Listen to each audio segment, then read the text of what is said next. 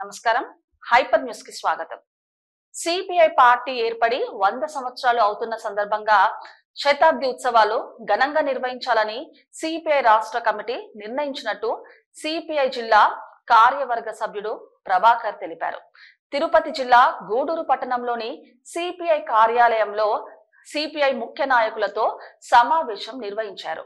గూడూరు పట్టణంలోని సిపిఐ కార్యాలయంలో నిర్వహించిన సమావేశంలో సిపిఐ శతాబ్ది ఉత్సవాలు ఘనంగా నిర్వహించేందుకు ప్రణాళికలను రూపొందించారు। ఈ సందర్భంగా సిపిఐ జిల్లా కార్యవర్గ సభ్యుడు ప్రభాకర్ మాట్లాడుతూ సిపిఐ ఏర్పడిన వాటి నుండి ఎన్నో చారిత్రాత్మక విజయాలు సాధించిందని, అలాంటి పార్టీ 100 సంవత్సరాలు పూర్తి అవుతున్న సందర్భంగా దేశవ్యాప్తంగా ఘనంగా శతాబ్ది వేడుకలు నిర్వహించాలని సిపిఐ కేంద్ర కమిటీ నాయకులు నిర్ణయించారని తెలిపారు। ఈ క్రమంలో గూడూరు డివిజన్ పరిధిలో కూడా శతాబ్ది ఉత్సవాలు ఘనంగా నిర్వహించాలని తీర్మానించినట్టు తెలిపారు। భారత కమ్యూనిస్టు పార్టీ ఈ సంవత్సరానికి పుట్టి 100 సంవత్సరాలు పూర్తవుతా ఉంది। అది భారత కమ్యూనిస్టు పార్టీ 1925వ సంవత్సరం డిసెంబర్ 26వ తేదీన దాన్ని మొట్టమొదటిగా ఏర్పాటు చేయడం జరిగింది।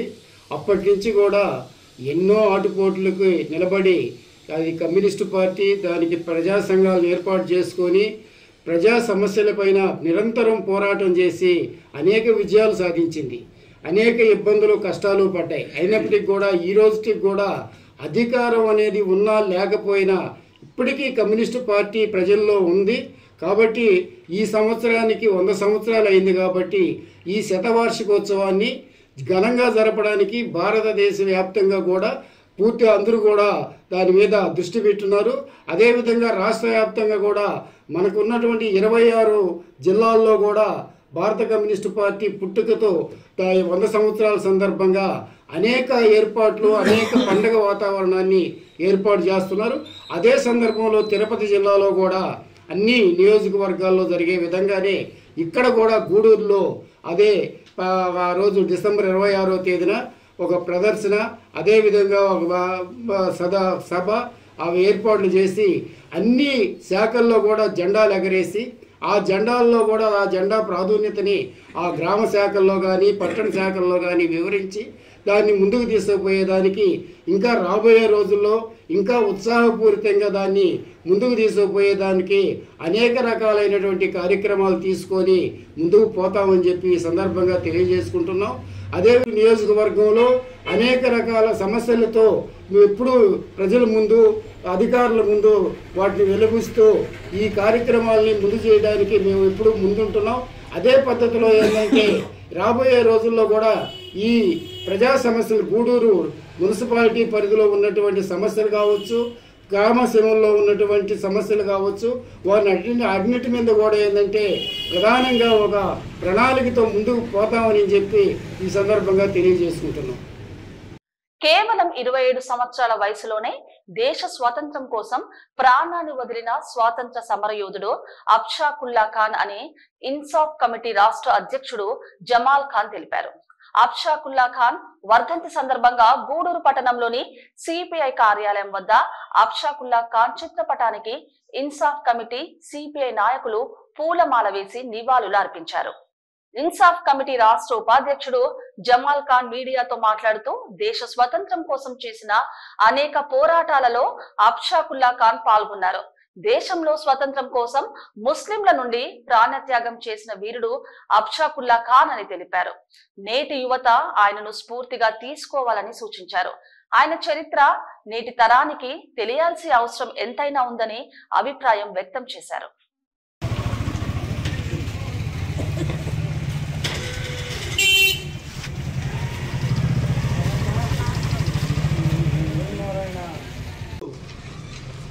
భారతదేశ స్వాతంత్ర సమరయోధుడు కామ్రేడ్ అష్ఫాకుల్లా ఖాన్ వర్ధంతి సందర్భంగా సిపిఐ పట్టణ కార్యాలయంలో సిపిఐ అలాగే ఏఐటిసి అలాగే రైతు సంఘము ఇన్సాఫ్ సమితిల ఆధ్వర్యంలో ఘనంగా నివాళులర్పించడం జరిగింది। ముఖ్యంగా అష్ఫాకుల్లా ఖాన్ గురించి చాలామందికి తెలియదు. ఈయన 1900 సంవత్సరంలో అక్టోబర్ 22న ఉత్తరప్రదేశ్లోని షాజహాన్పూర్ అనే గ్రామంలో జన్మించారు. అప్పటి నుంచి దేశం మీద భక్తి, అలాగే గాంధీ ఆశయాలను పాటిస్తూ దేశం మీద భక్తితో చాలా పోరాటాల్లో పాల్గొన్నారు. రామ్ ప్రసాద్ బిస్మిల్ అనే అతనితో స్నేహం ఏర్పడి స్వాతంత్ర సంగ్రామంలో ప్రత్యక్ష పోరాటంలో దిగారు. అప్పటికి ఆయన వయస్సు కేవలం 20 సంవత్సరాలే. 20 సంవత్సరాల వయసులోనే ఆయన స్వాతంత్ర సంగ్రామంలో దిగారు. అప్పుడు కాకోరి అనే ఒక రైలుని బ్రిటిష్ వాళ్ళు తీసుకుని పోతున్నటువంటి ఒక డబ్బుండేటువంటి రైలుని దోపిడీ చేస్తారు. ఎందుకంటే స్వాతంత్ర సంగ్రామంలో తుపాకులు కావాలి, మనుషులు కావాలి, చాలా కావాలి కాబట్టి డబ్బు ఉంటేనే ఇవన్నీ సాధ్యమవుతుందని చెప్పేసి ఫస్ట్ వాళ్ళు కాకోరి ఉద్యమంలో రామ్ ప్రసాద్ బిస్మిల్, చంద్రశేఖర్ ఆజాద్, అష్ఫాకుల్లా ఖాను, రోషన్ అలాంటి వాళ్ళు ఒక 10-15 మంది చేరి దాన్ని కొల్లగొట్టి ఆ ధనాన్ని తీసుకుని వెళ్తారు. సరిగ్గా వారం రోజుల్లోనే మళ్ళీ బ్రిటిష్ వాళ్ళు అష్ఫాకుల్లా ఖాన్ని పట్టుకుంటారు. పట్టుకొని జైల్లో నిర్బంధిస్తారు. అప్పుడు జైల్లో నలుగురికి, రాంప్రసాద్ బిస్మిల్, అష్ఫాకుల్లా ఖాను, అలాగే లాహిరి, అలాగే రోషన్ అనే వాళ్ళని ఉరిశిక్ష ఖరారు చేస్తారు. మిగతా వాళ్ళకి యావజ్జీవ కారాగార శిక్ష విధిస్తారు. ఎంత పోరాడినా వాళ్ళకు ఉరిశిక్ష తప్పదన్నట్టు. అలాగే 1927 సంవత్సరంలో ఇదే రోజున డిసెంబర్ 19న అష్ఫాకుల్లా ఖాన్కి ఉరి వేసేస్తారు. అప్పటికి ఆయన 27 సంవత్సరాలు. భారతదేశంలో స్వాతంత్రం కోసం ఒక ముస్లిం వ్యక్తి మొట్టమొదటిసారి ఉరికంబాన్ని తాకినటువంటి చరిత్ర అది. దీన్ని బట్టి ముస్లింలు ఈ స్వాతంత్ర సంగ్రామంలో ఏ విధంగా ప్రాణాలు అర్పించారో తెలిసేందుకు ఇది ఒక ఉదాహరణ. ఇలాంటి వాళ్ళు ఎంతోమంది ప్రాణాలు అర్పించారు. ఆ రోజు ఆయన ఉరికంబాన్ని ముద్దు పెట్టుకొని మెళ్ళో వేసుకున్నారు. మెళ్ళో వేసుకుని ఏం చెప్పాడు? ఒకే మాట, ఈ భారతదేశములో మొట్టమొదటిగా 7 కోట్ల మంది ముస్లిం భారతీయుల్లో మొట్టమొదటిగా స్వాతంత్రం కోసం నేను ఉరికంబాన్ని ఎక్కుతుండడం నాకు చాలా గర్వంగా ఉందని చెప్పాడు. అలాగే తిరుపతి జిల్లా గూడూరు 2వ పట్టణ పరిధిలో ఉన్న ఆంధ్రప్రదేశ్ స్త్రీ అభివృద్ధి మరియు శిశు సంక్షేమ శాఖ వారి ఆధ్వర్యంలో నడుస్తున్న బాల సదనంలో గూడూరు పట్టణానికి చెందిన ప్రముఖ న్యాయవాది చిలకూరు రఘునాథరెడ్డి కేక్ కట్ చేసి పంపిణీ చేసి ఆయన పుట్టినరోజు వేడుకలను కుటుంబ సభ్యులతో కలిసి విద్యార్థుల నడుమ ఘనంగా జరుపుకున్నారు. అనంతరం విద్యార్థులకు దుస్తులు అందజేశారు.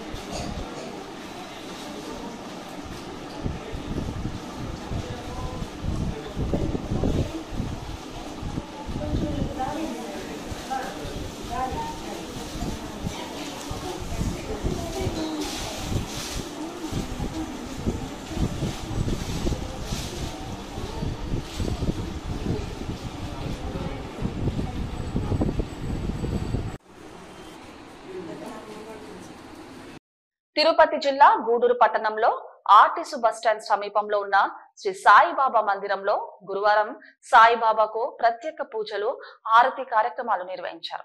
భక్తులు పెద్ద సంఖ్యలో మందిరంలో జరిగిన ప్రత్యేక హారతి కార్యక్రమాల్లో పాల్గొని బాబాను దర్శించుకొని అన్నదాన కార్యక్రమంలో అన్న ప్రసాదాలు స్వీకరించారు.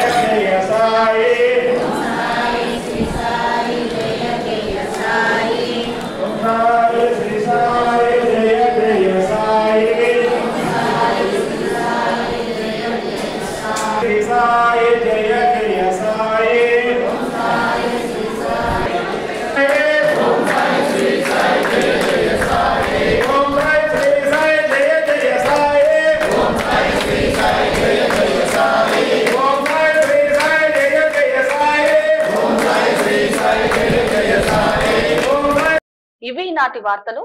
చూస్తూనే ఉండండి హైపర్ న్యూస్.